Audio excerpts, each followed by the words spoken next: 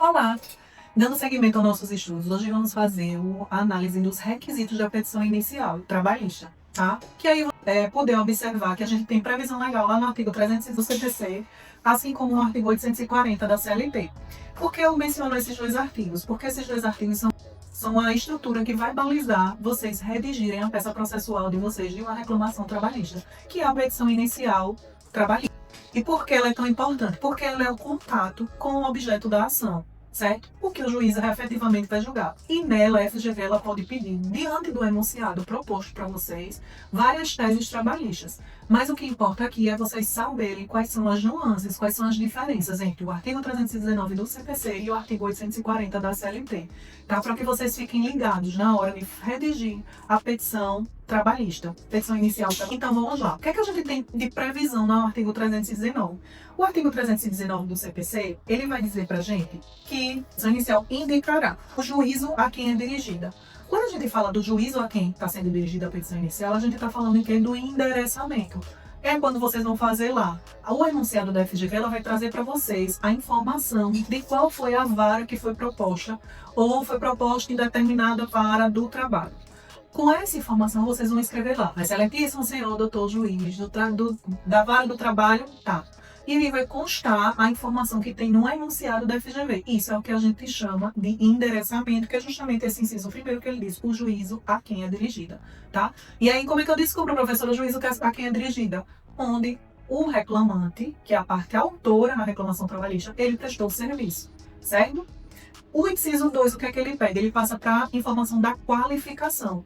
Na qualificação, ele diz lá que a gente tem que constar nome, prenome, estado civil, a existência de união estável, a profissão, o número da inscrição, que é o CPF, ou o CNPJ, o endereço eletrônico, o domicílio e a residência do autor ou do réu, certo? Vejam só. Aqui eu vou chamar a atenção de vocês, a gente vive numa era totalmente tecnológica, né? Antigamente a gente fazia sem precisar indicar um telefone, um e-mail. Vejam que com a alteração do Código de Processo Civil, o novo Código de Processo Civil, ele trouxe essa expressa obrigação da gente constar o e-mail. Aí você pode me perguntar, mas Carol, às vezes o cliente ele não tem e-mail, principalmente se for aquele cliente que tem uma baixa condição social, vive numa condição de vulnerabilidade.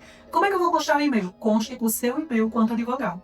Aí você vai me perguntar, mas na FGV, na hora da prova da FGV, eu vou constar o meu e-mail? Não, né? Você só vai constar se a FGV informar alguma informação, se tiver no enunciado proposto alguma informação com relação a isso. Se não tiver, você coloca conforme endereço eletrônico e deixa o espaço, certo? É assim que vocês devem fazer na hora da prova da reclamação.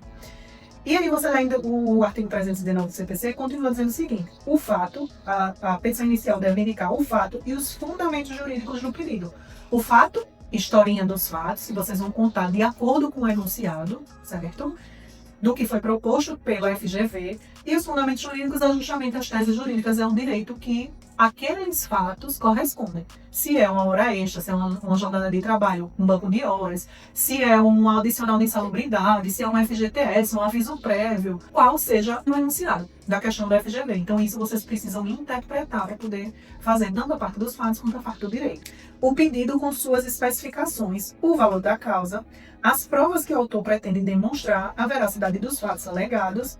E aí, no inciso 7 do artigo 319, vai ter a opção do autor pela realização ou não da audiência de conciliação e mediação. No caso da trabalhista, como a gente tem um princípio da oralidade, a gente sabe que esse inciso 7 ele não é utilizado, tá? Porque aí a gente precisa realmente fazer a audiência de conciliação e, posteriormente, a audiência de instrução. Passando a análise correspondente desse artigo 319, que é do Código de Processo Civil, para a análise do que a gente tem de previsão legal lá na CLT, e aí eu peço a vocês que vão lá no artigo 840 da CLT para a gente poder fazer essa análise em conjunto, certo? Para vocês verem as diferenças que existem.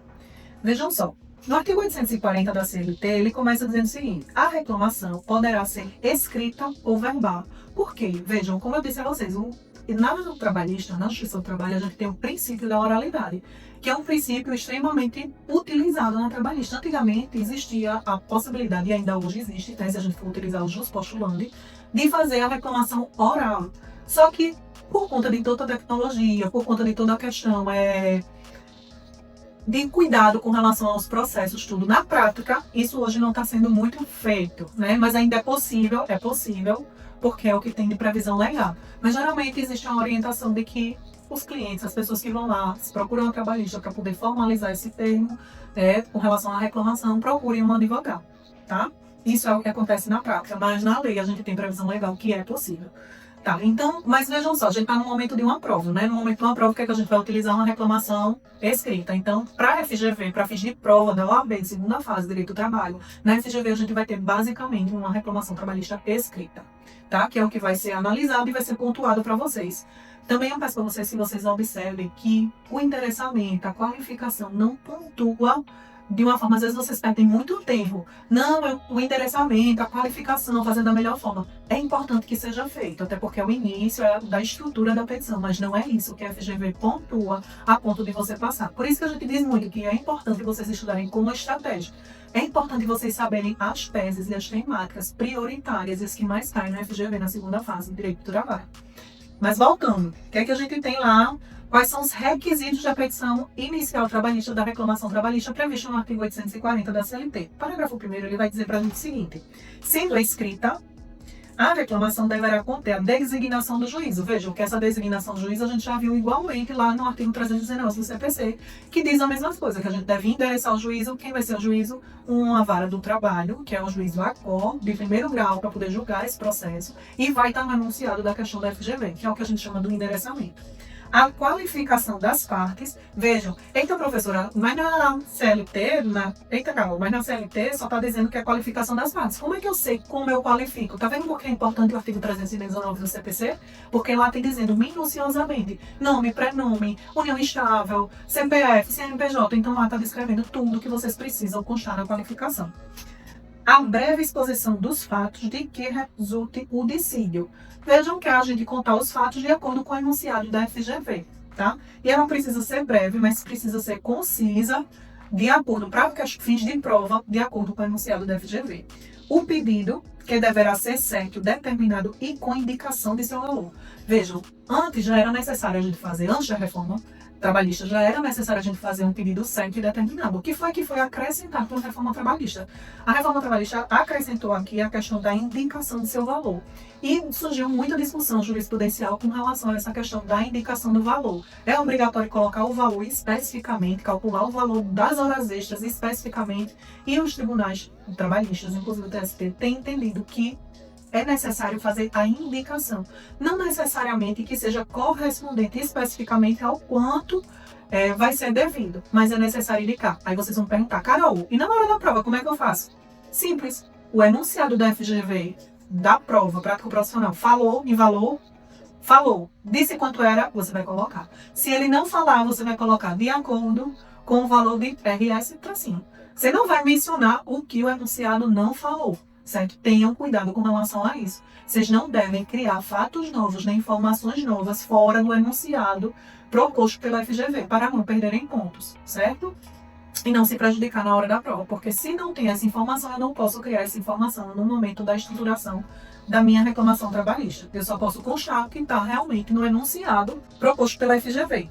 E aí continua lá, né? A data e a assinatura do reclamante ou de seu representante, certo? Então, essas são as informações que vocês devem constar na estruturação, são os requisitos da petição inicial da reclamação trabalhista. Então, vocês devem se atentar, que vocês devem ter conhecimento prévio dessas informações perante o código de vocês. Por isso que é tão importante vocês manusearem o código de vocês, VADIMEC, porque isso ajuda muito na hora da prova, tá? O que é que geralmente eu indico que vocês façam?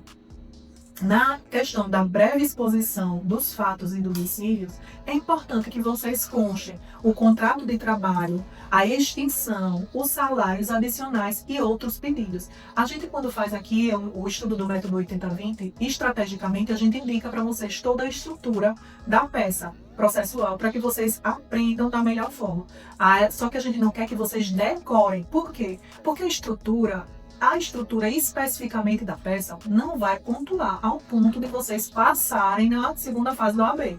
Lembrem, a OAB quer saber quais são os temas prioritários, quais são as teses jurídicas prioritárias, porque é isso, de acordo com a interpretação do enunciado, que vai fazer vocês passarem na prova prático-profissional da segunda fase em Direito do Trabalho.